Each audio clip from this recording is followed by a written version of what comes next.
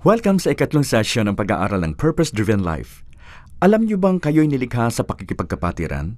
Sa katunayan, binigyan buod ni Jesus ang Biblia sa dalawang pangungusap. Ito ang pinakamahalagang utos. Ibigin mo ang Diyos ng buong puso at ang iyong kapwa tulad ng iyong sarili.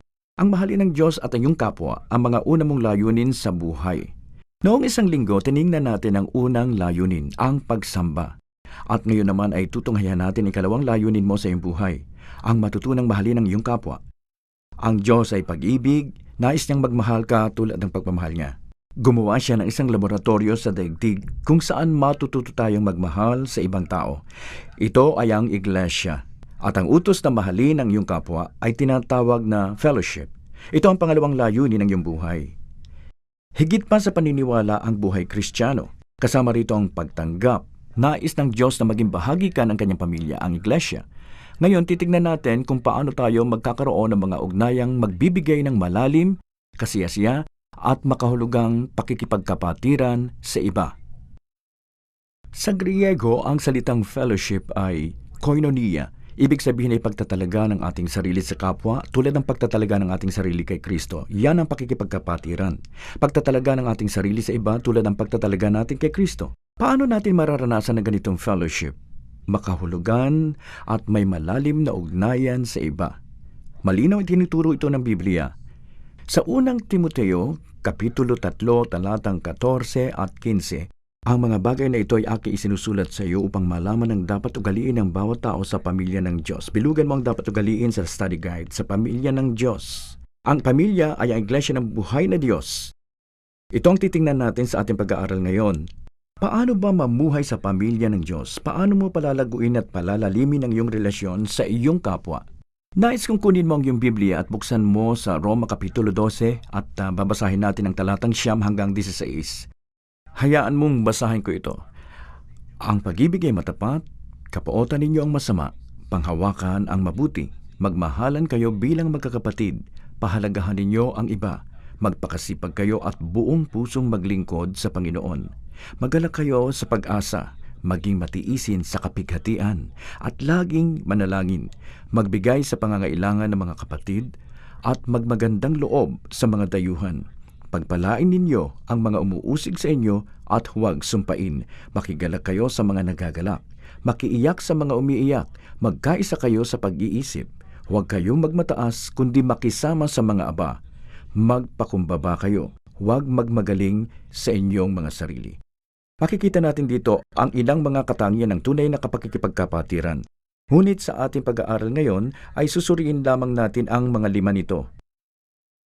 Ang una ay ang pagiging tapat o authenticity. Ang tunay na pakikipagkapatiran ay tapat, hindi huwad. Ito'y walang halong pagkukunwari o pagpapanggap.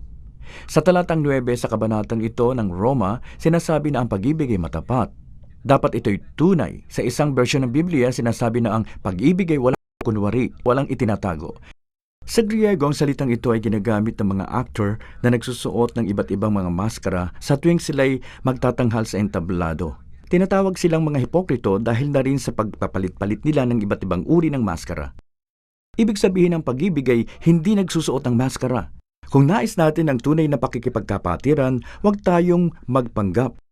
Kaya lang, madalas hindi natin namamalayan na nakamaskara pala tayo. Sa pakikipagkapatiran, pinapahayag mo ang tunay mong damdamin. Sabi sa Biblia, kung tayo lumalakad sa liwanag na tulad niya, ay may pakikisama tayo sa isa't isa. Kung sinasabi nating wala tayong kasalanan, tinadaya natin ang ating sarili at ang katotohanan ay wala sa atin. Niloloko lang natin ang ating sarili at hindi ang ibang mga tao. Kaya ang unang paraan sa pakikipagkapatiran ay ang pagiging tapat at aminin natin kung saan tayo mahina, kung saan tayo nagkasala at nagkulang. Sinabi sa Biblia na ang malalim na samahan ay di nagaganap sa dilim kundi sa liwanag. Ayon sa takbo ng mundo, nagiging malapit tayo sa dilim, ngunit ang totoo ay itinatago lamang natin ang ating kamalian, kakulangan sa kadiliman. Ngunit sa liwanag, inilalabas natin ang mga ito. Habang lumalapit tayo sa liwanag, mas nakikita natin ang ating mali. At tinatawag itong katapatan.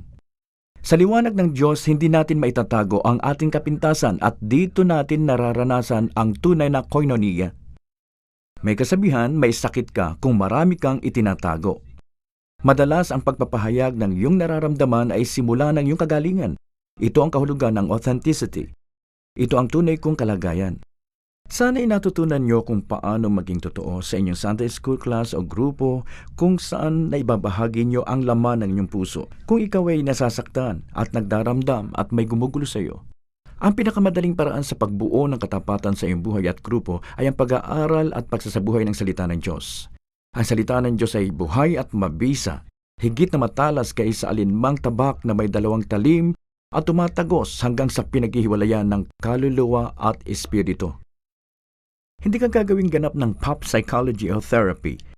Hindi rin ang iyong pagiging sentimental. Nangyayari ito sa pamamagitan ng pagtanggap sa salita ng Diyos. Pagtuunan natin ito ng pansin at hayaan nating kumilos ito sa ating buhay sa mga susunod nating pag-aaral.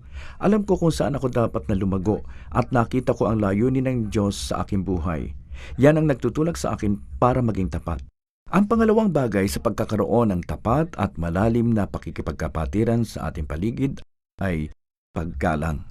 Sabi sa Biblia, magpakita tayo ng paggalang sa bawat isa. Maging tapat tayo, ngunit maging sensitibo tayo sa pangangailangan ng iba. Sa talatang 10 ay sinabi, magmahalan kayo bilang magkakapatid. Sa Griego, ang mga salitang ito ay 2 salita na pinagsama. Ito ay minsan lamang ginamit sa Biblia. Ibig sabihin ay relasyon ng magkapamilya. Sinasabi na bilang Kristiyano, kailangan natin magmahalan bilang isang pamilya. Ang pakikipagkapatiran ay nabubuo ng may paggalang sa isa't isa. Ang pakikipagkapatiran ay gumagalang sa ating pagkakaiba-iba. Sa fellowship, nagpapakita tayo ng paggalang sa bawat isa kahit hindi tayo nagkakasundo sa ibang bagay. Magkakaiba man tayo sa pananaw, pero hindi tayo nagtatalo. Maaari tayo magsama-sama nang hindi tinitingnan ang ating pagkakaiba. Ayon sa Biblia, huwag magsalita ng masama sa iba, huwag makipag-away, maging maamo at mahinahon sa lahat ng tao. Kung nais mong magkaroon ng tunay na pakikipagkapatiran sa inyong grupo o klase o iglesia, magpakita ka ng paggalang sa lahat. Narito ang ilang mga di magandang sekreto ng ilang mga grupo o Sunday School class. Sa bawat grupo o pagtitipon, laging may isang mahirap pakisamahan. Huwag mo munang tingnan ng katabi mo. Parang nakikita ko kasi na kinakalabit na ninyo ang inyong mga katabi ngayon. Huwag mo munang sabihin kung sino siya. Teka muna. Nais ko siyang ipakilala sa inyo. Siya yung taong kakaiba ang takbo ng isip o iba ang dating ng kanyang pananalita. Meron din siyang kakulangan sa pansin at marami siyang insecurity sa kanyang sarili. Marami din siyang mga gawi na maaaring nakatatawag ng pansin ng grupo. O minsan ay parang nais niyang magpasikat at iginigiit ang kanyang sarili na minsan ay parang nakapipikon na sa ibang mga kasama niya. Minsan ay puro sarili na lamang niya ang nais niyang ibahagi sa buong grupo. Siya rin ay may kahinaan sa pakikisalamuha. Ang tawag ko sa kanila ay KSP. At sa bawat grupo, laging may isang KSP. Kung nahihirapan kang isipin kung sino ang taong ito sa grupo ninyo, malamang ikaw ito. Karaniwang problema sa ganitong grupo ay minsan mabilis pa nating nilulutas ang problema ng ibang tao kaysa dapat na pakikinig lamang sa kanila. Tayong mga lalaki madalas ay ganito, nagiging fixers tayo, tagapagligtas, at natutunan ko ito sa loob ng 28 taong pagsasama namin ng asawa kong si Kay. Lalapit si Kay, may problema. Madalas gusto ko agad na bigyan ng solusyon. Minsan, hindi pa siya tapos sa sinasabi niya, may sinasabi na ako, ganitong gagawin mo. Ngayon, anong kasunod? Kaya naiinis siya sa akin. Hindi ko naman siya maintindihan. Dito siya napipikon. Nalalaman ko tuloy na pag lumalapit siya sa akin, pag may problema, hindi talaga siya naghahanap ng solusyon. Gusto lang niyang maghinga ng sama ng loob at sabihin ang lahat ng problema niya sa akin. Gusto niya pakinggan ko siya para bigyan siya ng simpatya at sabihin sa kanya, problema nga yan. Talagang napakalaking problema kung titingnan. Kung ako sa'yo, hindi ko naaalamin kung paano lutasin ang problemang yan. Tapos mararamdaman na niya na may karamay siya. Wala akong ginawa. Hindi naman niya sinabing lutasin ko ito. Gusto lang niya ang may makikinig sa kanya. Gusto niyang damayan ko siya. Ayaw niyang pangunahan ko siya at ayusin ang lahat. Alam niyo, pwede rin mangyari ito sa grupo niyo. Kailangang mabilis tayong makinig at mahinahon sa pagsasalita. Sabi sa Biblia, kapag ganito ang ating ugali, hindi tayo madaling magalit. Ang pangatlong bagay sa fellowship ay mutuality. Sa Roma 12:12 ay sinabi, magala kayo sa pag-asa, maging matiisin sa kapighatian, matyaga sa pananalangin. Ang fellowship ay batay sa mutuality o pagtulong sa ating kapwa sa anumang panahon ng buhay. Sama-sama tayo sa matibay na paglago. Hindi mo makakamit kung ang nais ng Diyos sa iyo kung wala ang iyong kapwa. Mahalagang matutunan mo to. Sabi sa Ecclesiastes 4, kung sila ay bumagsak, ibabangon ng isa ang kanyang kasama. Kahabag-habag ang nag-iisa kapag siya'y bumagsak. Walang magbabangon sa kanya. Mas malakas ang samahan kung tayo ay tulong-tulong sa paggawa. Ganito tayo dapat na magtulungan. Ang lubid na maraming hibla ay matibay kaysa sa isang hibla. May 3 bahagi ang mutuality. Huwag niyo lang po sana itong matutunan, kundi gawin niyo ito sa inyong grupo matapos manood ng video. Una ay pagpapatatag sa isa't isa. Nakakita ko ng isang magandang larawan na tamang-tama dito noong isang linggo. Nang magsasara ko sa panalangin, isang babae ang bigla na lang umiyak. At talagang hindi niya ito mapigilan. Talagang sobrang lakas ang kanyang pag-iyak. At halos marinig ito ng lahat ng naroroon. Nakatayo ako sa harap at bilang isang pastor, parang gustong-gusto kong bumaba para puntahan ang babae at yakapin siya at ipanalangin siya dahil tiyak na may nasabi ko na nakapagpapaantig ng kanyang kalooban. Maaring ito ay isang sugat sa kanyang puso. At alam niyo, naisip ko na kung gagawin ko yun at pupunta ako sa kanya, siguradong maraming makikiyak sa kanya at babaha ng luha sa aming iglesia. Ngunit isang napakagandang bagay ang nangyari na nagpapakita ng tunay na fellowship. Lahat ng katabi ng babaeng ito bago siya sa aming simbahan, bago siya sa Saddleback. Wala siyang kakilala sa amin at siya ay isang dalaga. Pero pinaligiran siya ng maraming tao at talagang pinakita ang sobrang pagmamalasakit at pagmamahal sa kanya ng pagkakataong yun. Habang siya'y nakaupo at umiiyak na naririnig naming lahat, tinapik siya sa balikat ng mga taong nasa harap at kanyang likuran. At nang matapos ang aming gawain, lahat ng nasa kanyang paligid ay kinausap siya at naisip ko, yan ang tunay na iglesia. Nagdadamayan at nagmamahalan. Wala nang kailangan magsabi pa na tulungan mo ang babaeng ito. Parang natural na sa kanila. At ito ang mutuality. Ang ikalawang uri ng mutuality, pagbibigay ng dangal sa isa't isa. Sabi sa Roma 2:10, sa pagpaparangal sa iba ay mag-unahan kayo. Nasubukan niyo na bang maglaro ng hot seat ang grupo niyo? Magandang laruin niyo ito ngayon. Ang gagawin niyo lang ay isulat ang pangalan ng isang kagrupo mo, isang tao o isang mag-asawa sa papel at isusulat ng lahat ang pangalan nila sa itaas ng papel. Ipapasa ang papel at lahat ay magsusulat ng maiksing pangungusap na nagsisimula sa mga salitang ito ang nagustuhan ko sa iyo.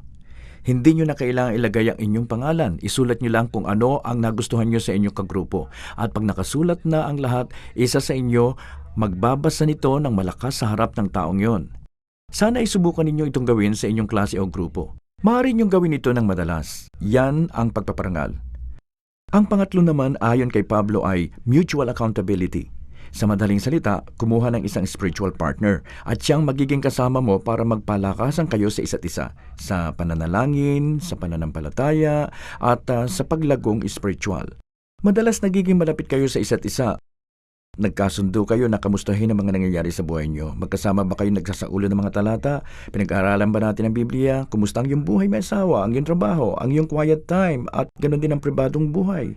Sabi sa Biblia, isaalang-alang kung paano gigisingin ang isa't isa sa pag-ibig at mabuting gawa. Kung meron kang spiritual partner na tunay na may pananagutan sa iyo at ikaw rin ay ganun sa kanya, mas magiging mabilis ang inyong paglagong spiritual. Kaya hinihikayat ko ang bawat isa sa inyo na pumili ng isang spiritual partner sa mga darating pang linggo. Ang pang-apat na bagay sa tunay na pakikipagkapatiran ay ang bukas na pakikitungo o hospitality.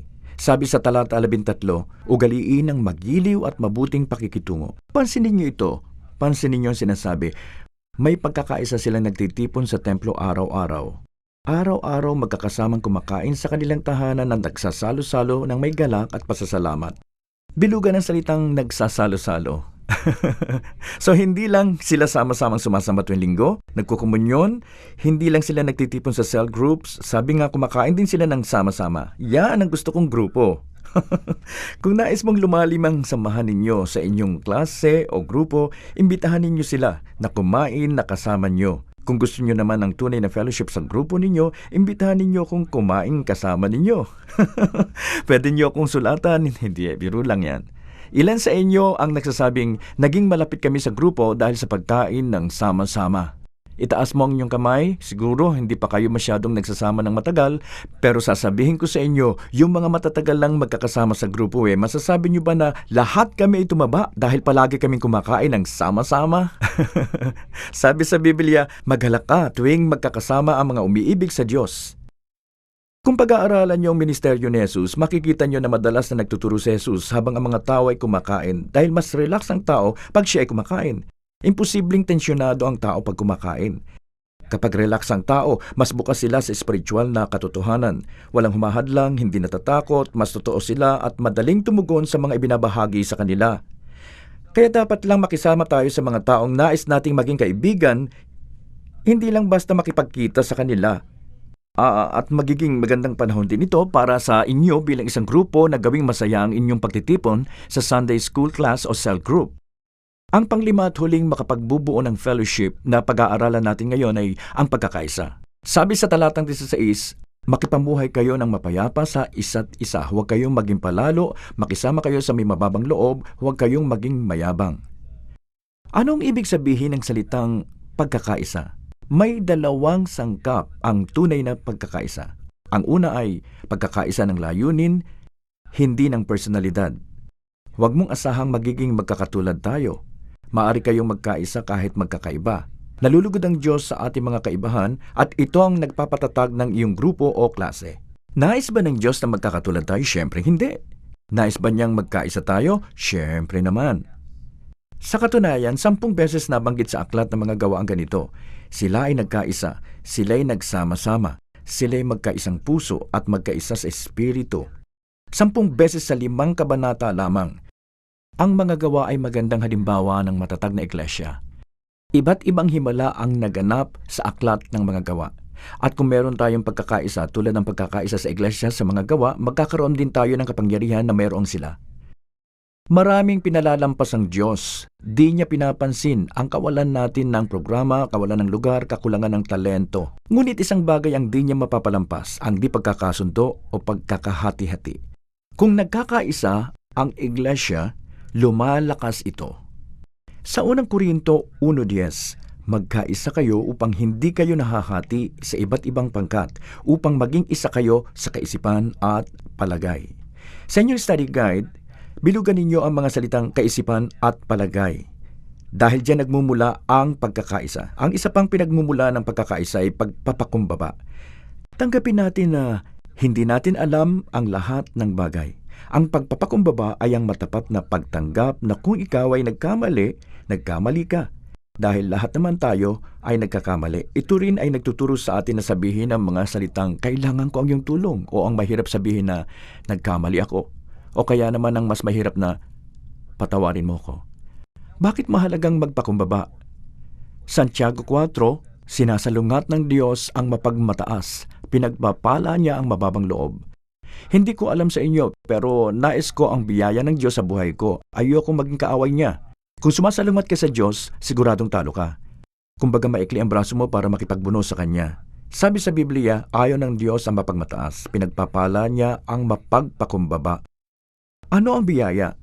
Ito ang kailangan ko upang lumago, magbago at masunod ang nais ng Diyos sa akin. Ito ang kailangan ko upang matupad ang layunin ng Diyos sa aking buhay. At matatamo mo ito sa pamamagitan ng pagpapakumbaba. Pinagkakaloob ito ng Diyos sa mga mapagkumbaba.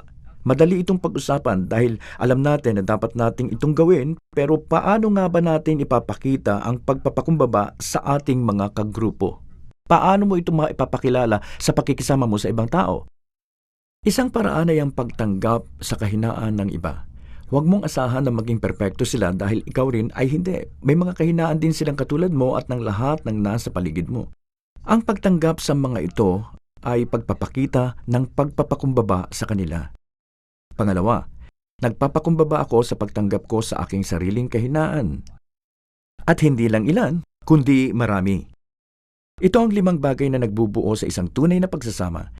Lahat ng ito ay kailangan upang lumago sa tunay na pakikipagkapatiran at pag-ibig. Kailangan natin ang lugar na maipapahayag ang tunay nating damdamin, pagiging tapat, kung saan iginagalang ang ating kaibahan, paggalang, pinalalakas ang buhay espiritual, mutuality, pakikihalubilo at pagkakaroon ng bukas na pakikitungo sa kapwa, hospitality, at ang pagtanggap sa ating layunin sa kabila ng kahinaan, Yan ang unity. Sa mga susunod na sandali, tatalakayin ninyo ang 5 sangkap ng tunay na pakikipag-ugnayan. Pero bago ninyo isara ang video session na ito, nais kong magwakas sa isang panalangin. Yumuko po tayo. Aming Ama sa Langit, salamat at hindi namin kailangan mabuhay na mag-isa, na kami nilikha mo upang makipag-ugnayan at hindi lamang maging mananampalataya kundi magkakapatiran. Maranasan sana nila ngayon at sa mga susunod na linggo ang tunay na pakikipag-ugnayan ng may katapatan, maipahayag ang aming damdamin. Dalangin ko na magkaroon ng paggalang sa isa't isa sa kabila ng aming pagkakaiba. Dalangin ko na lumago mga grupong ito sa pagsasaalang-alang sa isa't isa, pagpaparangal at paggalang sa bawat isa. At naway magkaroon ng bukas na pakikitungo ang mga miyembro ng grupong ito makita ng iba na nagmamahalan sila. Dalangin ko rin na matuto silang magpalakasan sa kanilang mga kahinaan at makita nila ang pagkakaisa, kalakasan at layunin sa iyo. Panginoon, salamat sa pagdinig mo sa amin. Salamat at minahal mo kami. At salamat dahil nilikha mo kami para sa isa't isa. Sa pangalan ni Jesus. Amen. Salamat sa pagsama niyo sa akin. Dalangin ko'y magkaroon kayo ng magandang talakayan.